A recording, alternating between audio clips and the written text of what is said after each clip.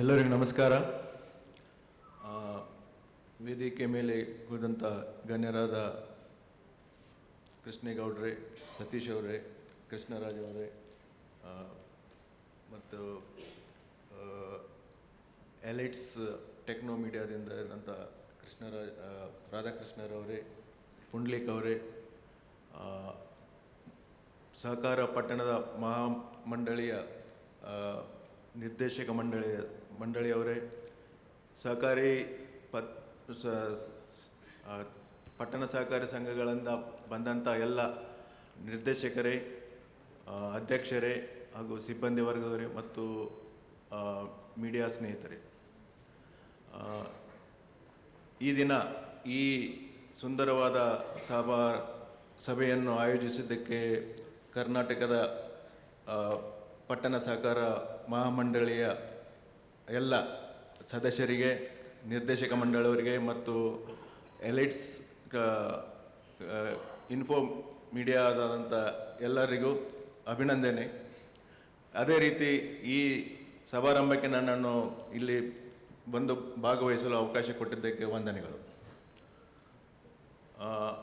ಸತೀಶ್ ಅವರು ಹೇಳ್ತಾ ಇದ್ದರು, ಗದಗಿನಿಂದ ಸಹಕಾರ ಪತ್ತಿನ ಬಗ್ಗೆ 1934ರಲ್ಲಿ ಪ್ರಪ್ರಥಮವಾಗಿ ಕರ್ನಾಟಕದಲ್ಲಿ ಇದಾಗಿದ್ದಂತೆ. ಇದೇ ರೀತಿ ಬಹುಶಃ ಕೆಲವೊಬ್ಬರಿಗೆ ಗುರುತಿರ್ಬೋದು, ಪಟ್ಟಣ ಸಹಕಾರ ಬ್ಯಾಂಕ್ಗಳಲ್ಲಿ ಪ್ರಪ್ರಥಮವಾಗಿ ಕರ್ನಾಟಕದ ಕೊಡುಗೆ ಕೂಡ ಇದೆ. 1904ರಿಂದ 6ರಲ್ಲಿ ಸುಮಾರು 6 ಬ್ಯಾಂಕ್ಗಳು ಪ್ರಾರಂಭಗೊಂಡಿದ್ದವು. ಅದರಲ್ಲಿ ಕರ್ನಾಟಕದ 2 ಬ್ಯಾಂಕ್ಗಳು, ಪ್ರಪ್ರಥಮವಾಗಿ ಗೋಕಾಕ್ ಅರ್ಬನ್ ಕೋಆಪರೇಟಿವ್ ಬ್ಯಾಂಕ್ ಮತ್ತು ಬೆಲ್ಗಾಂ ಕೋಆಪರೇಟಿವ್ ಬ್ಯಾಂಕ್. ಇದನ್ನ ಯಾಕೆ ಹೇಳ್ತಾ ಇದ್ದೀನಂದರೆ, 1904ರಿಂದ ಹಿಡಿದು ಇಲ್ಲಿಯವರೆಗೆ ಈಗ ಸುಮಾರು 266 ಬ್ಯಾಂಕ್ಗಳಿದ್ದಾವೆ, ಅರ್ಬನ್ ಕೋಆಪರೇಟಿವ್ ಬ್ಯಾಂಕ್ಸು. ಬಹುಶಃ 3ನೇ ಸ್ಥಾನ ಅಂತ ಹೇಳಿದರು, ಆದರೆ ನಾವು ನಂಬರ್ ತೆಗೆದುಕೊಂಡ್ರೆ ನಮ್ಮದು 2ನೇ ಸ್ಥಾನ ಕರ್ನಾಟಕದ್ದು. ಮೊದಲನೇಗೆ ಬರೋದು ಮಹಾರಾಷ್ಟ್ರ, 500ರಿಂದ ಒಂದು 500 ಚಿಲ್ಲರೆ ಬ್ಯಾಂಕ್ಗಳಿದ್ದಾವಲ್ಲಿ ಅರ್ಬನ್ ಕೋಆಪರೇಟಿವ್ಸು. 2ನೇದಾಗಿ ಕರ್ನಾಟಕ, 3ನೇದಾಗಿ ಗುಜರಾತ್. ಇಲ್ಲಿಯವರೆಗೆ 1904ರಿಂದ ಹಿಡಿದು ಇಲ್ಲಿವರೆಗೆ ಅನೇಕ ಬದಲಾವಣೆಗಳಾಗಿದ್ದಾವೆ. ಹಾಗೆ ಅದೇ ರೀತಿ ಬ್ಯಾಂಕುಗಳು ಕೂಡ ಅಭಿವೃದ್ಧಿ ಹೊಂದಿ ಒಳ್ಳೆಯ ಸ್ಥಾನಗಳಲ್ಲಿದ್ದಾವೆ. ಚೆನ್ನಾಗಿ ಮಾಡ್ತಾ ಇದ್ದಾವೆ, ಖಂಡಿತ. ಇನ್ನೂ ಚೆನ್ನಾಗಿ ಮಾಡ್ಬೋದು ಅಂತ ಕೇಳಿದರೆ ಅದು ಖಂಡಿತ ಚೆನ್ನಾಗಿ ಮಾಡ್ಬೋದು. ಇದು ಯಾಕೆ ಹೇಳ್ತಾ ಇದ್ದೀನಿ ಅಂದರೆ, 1904-6ರಲ್ಲೂ ಕೂಡ ಮಹಾರಾಷ್ಟ್ರದಲ್ಲಿ 2 ಬ್ಯಾಂಕ್ಗಳು ಪ್ರಾರಂಭಗೊಂಡಿದ್ದವು. ಈಗ ಅದರ ಜೊತೆ ಕಂಪೇರ್ ಮಾಡಿದರೆ ನಾವು ಚೆನ್ನಾಗಿ ಮಾಡ್ತಾ ಇದ್ದೇವೆ, ಆದರೆ ಮಹಾರಾಷ್ಟ್ರ ಬ್ಯಾಂಕ್ಗಳ ಜೊತೆ ನಾವು ಕಂಪೇರ್ ಮಾಡಿದರೆ ಇನ್ನೂ ನಮಗೆ ಬಹಳಷ್ಟು ಬೆಳವಣಿಗೆಯಲ್ಲಿ ಪೊಟೆನ್ಷಿಯಲ್ ಇದೆ ಅಂತ ಹೇಳ್ಬೋದು. ಅಲ್ಲಿಯ ವ್ಯವಹಾರದ ಇಲ್ಲಿ ನಮ್ಮದು ಸುಮಾರು you can correct me if I am wrong, ಸುಮಾರು 29,000 ಕೋಟಿ ವ್ಯವಹಾರ ಡೆಪಾಸಿಟ್ ಇದಾವೆ ನಮ್ಮ ಬ್ಯಾಂಕ್ಗಳಲ್ಲಿ. ಅಲ್ಲಿ ಸುಮಾರು 2 ಲಕ್ಷ ಕೋಟಿಯಷ್ಟು ಡಿಪಾಸಿಟ್ ಇದಾವೆ ಮಹಾರಾಷ್ಟ್ರದಲ್ಲಿ. ಅಲ್ಲಿ ಸುಮಾರು 2,000 ATMs ಇದ್ದಾವೆ. ನಮ್ಮಲ್ಲಿ ಇನ್ನೂ ಒಂದು ಬ್ಯಾಂಕಿಗೆ ಒಂದೊಂದು ATM ಕೂಡ ಇಲ್ಲ. ಅಂದರೆ ಸರಾಸರಿ ಹೇಳ್ತಾ ಇದ್ದಾನೆ, ಸುಮಾರು 150-60 ATMs ಇದ್ದಾವೆ ನಮ್ಮಲ್ಲಿ. ಅಲ್ಲಿ 2,000 ಇದ್ದಾವೆ. ಅದೇ ರೀತಿ ಸಾಲ ವಿಸರ್ಜನೆಯಲ್ಲೂ ಕೂಡ ನಮ್ಮಿಂದ ಒಂದು 7-8 ಪಟ್ಟು ಮುಂದೆ ಇದ್ದಾರೆ ಅವರು. ಹೀಗಾಗಿ ಇನ್ನೂ ನಮಗೆ ಒಳ್ಳೆ ಸ್ಕೋಪ್ ಉಂಟು. ಮೊದಲನೇ ಸ್ಥಾನ ಪಡೆಯಲು ಸ್ವಲ್ಪ ಬಹಳಷ್ಟು ಪ್ರಯತ್ನ ಪಡಬೇಕು. ಪ್ರಯತ್ನ ಪಟ್ಟರೆ ಖಂಡಿತ ಆಗುತ್ತೆ. ಇದನ್ನೆಲ್ಲ ಮಾಡಬೇಕಾದ್ರೆ ಇವರು ಹೇಳಿದಾಗೆ ಬದಲಾವಣೆಗಳಾಗ್ತಾ ಇದ್ದಾವೆ. ತಂತ್ರಜ್ಞಾನ ಬಹಳ ಮುಖ್ಯ. ಅದನ್ನು ಅಳವಡಿಸಿಕೊಳ್ಳಲಿಕ್ಕೆ ಇವತ್ತು ಅನೇಕ ನಿಮ್ಮ ಈ ಕಾರ್ಯಕ್ರಮದ ಮುಖ್ಯ ಉದ್ದೇಶ ಅಂತ ಅನಿಸುತ್ತೆ. ರಿಸರ್ವ್ ಬ್ಯಾಂಕು ಕೂಡ ಈಗ ಹೆಚ್ಚಾಗಿ ನಾವು ಅರ್ಬನ್ ಬ್ಯಾಂಕ್ ಜೊತೆ ನಮ್ಗೆ ನೇರವಾದ ಯಾವುದೂ ಸಂಪರ್ಕ ಇಲ್ಲ. ನಾವು ನಬಾರ್ಡ್ಗೆ ಬೇರೆ ಸಹಕಾರಿ ಬ್ಯಾಂಕ್ಗಳಿದ್ರೆ ಅದ್ರ ಬಗ್ಗೆ ನಾವು ಇನ್ನೂ ಹೇಳ್ಬೋದಿತ್ತು. ರಿಸರ್ವ್ ಬ್ಯಾಂಕಿನವರು ಬಹುಶಃ ಇವತ್ತು ಬಂದಿಲ್ಲ. ಇದು ಯಾಕೆ ಹೇಳ್ತಾ ಇದ್ದೇನೆ ಅಂದರೆ, ಈಗ ತಂತ್ರಜ್ಞಾನ, ಟೆಕ್ನಾಲಜಿ ಈಸ್ ಇಂಪಾರ್ಟೆಂಟ್, ಬಹಳ ಮುಖ್ಯ. CBS ಅವರು ಗಾಂಧಿ ರಿಸರ್ವ್ ಬ್ಯಾಂಕ್ ಆಫ್ ಇಂಡಿಯಾದ ಗಾಂಧಿ ಅವರ ನೇತೃತ್ವದಲ್ಲಿ ಒಂದು ಇದ್ರ ಬಗ್ಗೆ ಹೇಳಿದರು. ಅದೇ ಗಾಂಧಿ ಅವರು ಸುಮಾರು 2007-8ರಲ್ಲಿ ಅವ್ರದ್ದೇ ಒಂದು ಇನ್ನೊಂದು ಕಮಿಟಿ ಇಲ್ಲ, ಅವರು ರೀಜನಲ್ ಡೈರೆಕ್ಟರ್ RBI ದಲ್ಲಿ ಇದ್ದಾಗ ಒಂದು ಕಮಿಟಿ ಮಾಡಿದರು. ಅದರಲ್ಲಿ ಕೂಡ CBS ಬಗ್ಗೆ ಇತ್ತು. ಇಲ್ಲಿ ಆಶ್ಚರ್ಯವಾದ ಸಂಗತಿ ಅಂದ್ರೆ ಇನ್ನೂ ಎಲ್ಲ ಬ್ಯಾಂಕ್ಗಳು CBS ದಲ್ಲಿ ಇಲ್ಲ. ಈಗ ಸಹಕಾರಿ ಬ್ಯಾಂಕ್ಗಳಲ್ಲಿ CBS ಅಳವಡಿಸ್ಬೇಕಂತ ಹೇಳಿ ನಾವು ಆಮೇಲೆ ಒಂದು 2-3 ವರ್ಷ ಆದಮೇಲೆ ಹೇಳಿದ್ದೇವೆ. ಈಗ ಎಲ್ಲ DCCB ಬ್ಯಾಂಕ್ಗಳು CBS ಮೇಲೆ ಇದ್ದಾವೆ. ಸುಮಾರು 2-3 ವರ್ಷಗಳ ಹಿಂದೆ ನಮ್ಮದೇ ಈಗ ಇಲ್ಲಿ ಏನಾಗ್ತದೆ, ನಿಮ್ಮ ಸಮಸ್ಯೆಗಳು ಅರ್ಥ ಆಗ್ತದೆ. ಸಣ್ಣ ಸಣ್ಣ ಬ್ಯಾಂಕ್ಗಳಿಗೆ CBS ತಾವೇ ಹೋಗೋದಾದರೆ ಬಹಳಷ್ಟು ಕಾಸ್ಟ್ಲಿ ಆಗ್ತಾ ಇದೆ. ಅದಕ್ಕೋಸ್ಕರನೇ ಅವರು ಗಾಂಧಿ ಅವರ ಒಂದು ಕಮಿಟಿ ಹೇಳಿದ್ರು, ನೀವು ಯಾರು ಸರ್ವಿಸ್ ಪ್ರೊವೈಡರ್ ತೆಗೆದುಕೊಂಡು ಅವರಲ್ಲಿ ಇದು ಮಾಡಲಿಕ್ಕೆ ಅಪ್ಲಿಕೇಶನ್ ಸರ್ವಿಸ್ ಪ್ರೊವೈಡರ್ ಅಂತ ಹೇಳಿ ನಾವು ಅದೇ ರೀತಿ ನಬಾರ್ಡ್ದಲ್ಲಿ ಮಾಡಿದ್ದೇವೆ. DCC ಬ್ಯಾಂಕ್ಗಳು ತಾವಾಗಿ on their own they just cannot go for CBS. So what we did is we took advantage of the cloud computing. So ಸುಮಾರು 370-68 ಬ್ಯಾಂಕ್ಗಳ ಪೈಕಿ 701 ಬ್ಯಾಂಕ್ಗಳು ನಮ್ಮ ನಬಾರ್ಡ್ ಸ್ಕೀಮ್ದಲ್ಲಿ ಬಂದು ನಾವೇನು ಅದಕ್ಕೆ ನಮ್ಮದೇ ಖರ್ಚು ಮಾಡಿದ್ದೇವೆ, ನಾವು ಯಾವುದೋ ಲಾಭ ತಗೊಂಡಿಲ್ಲ.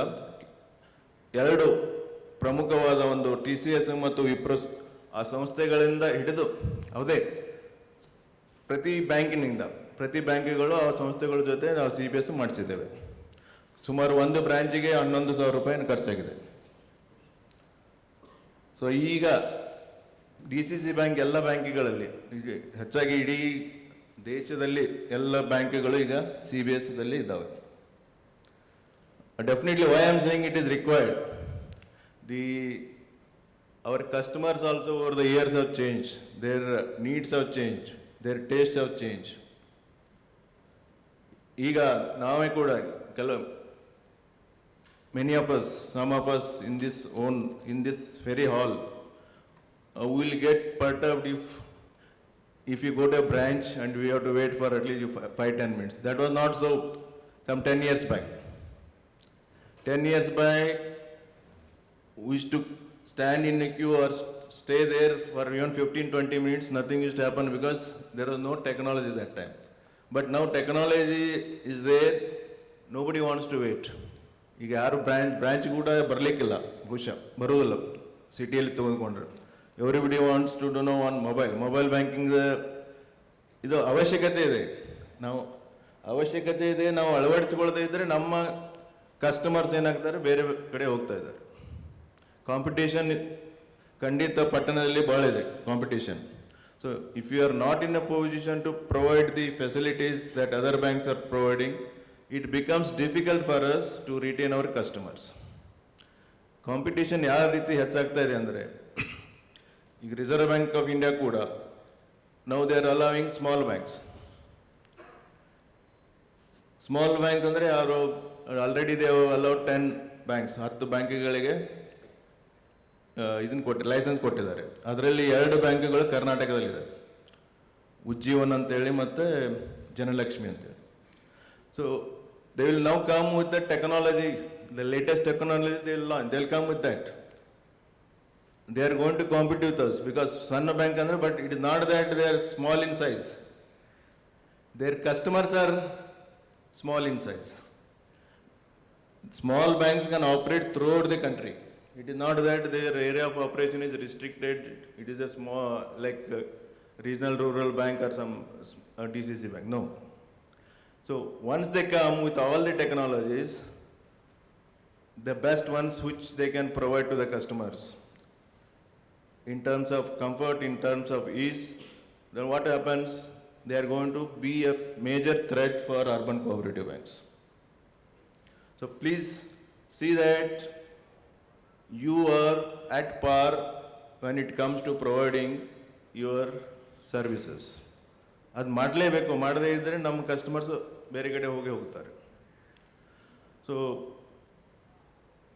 ಅಂಡ್ ಇನ್ನೂ ಕೆಲವೊಂದು ಬ್ಯಾಂಕ್ಗಳು ಏನು CBS ದಲ್ಲಿ ಇಲ್ಲ, you please see, I don't know, yeah, the union can decide.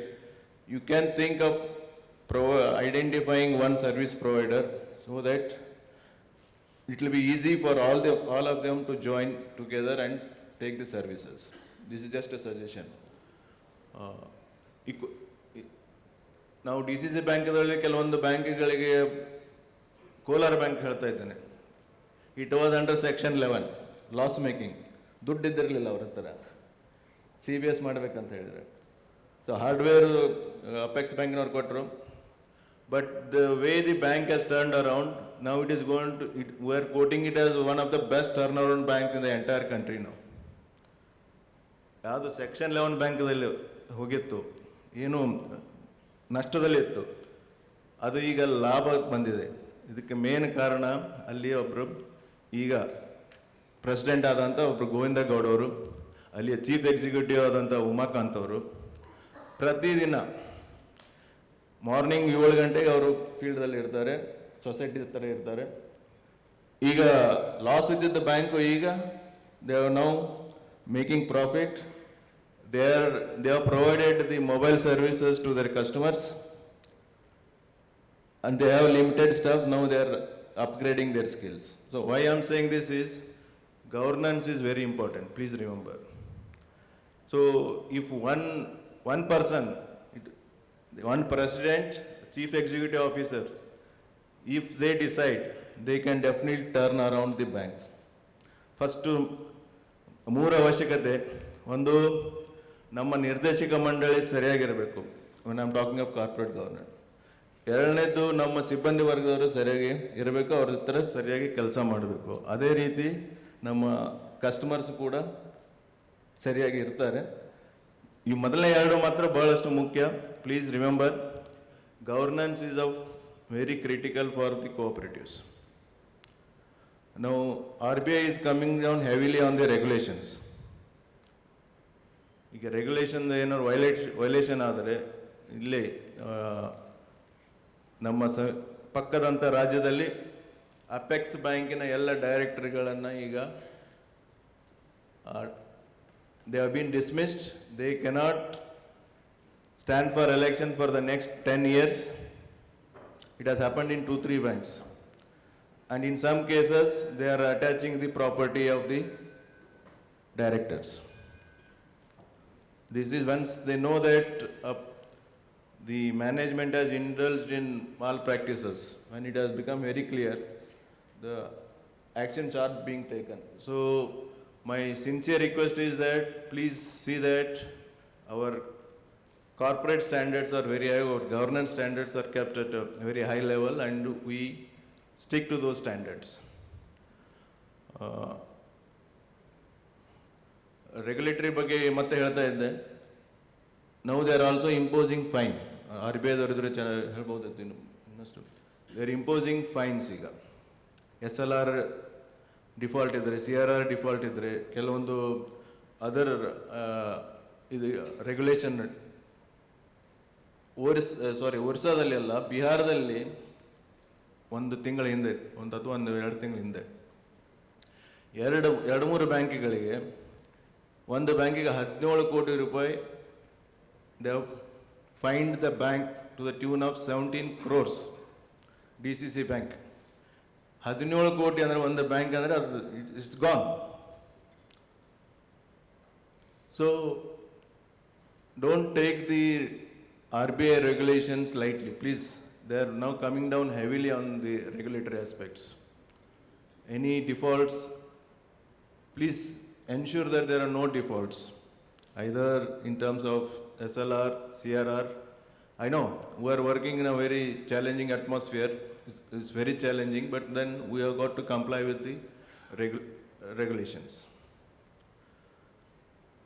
2 ಕೋಟಿಯಿಂದ 17 ಕೋಟಿ 3-4 ಬ್ಯಾಂಕ್ಗಳಿಗೆ they have been fined in Bihar.